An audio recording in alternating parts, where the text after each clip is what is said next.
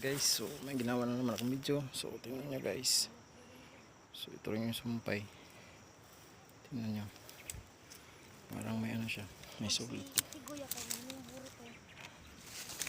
Ayan po. Kaya kalaban na bata. Kung naputol yung espada.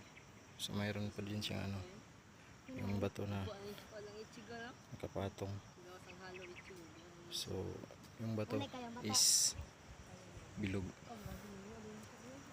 Ayan po. Bye-bye. Sigaboy na dito.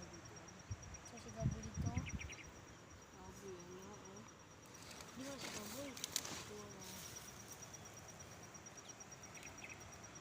Ayan. Tingnan nyo.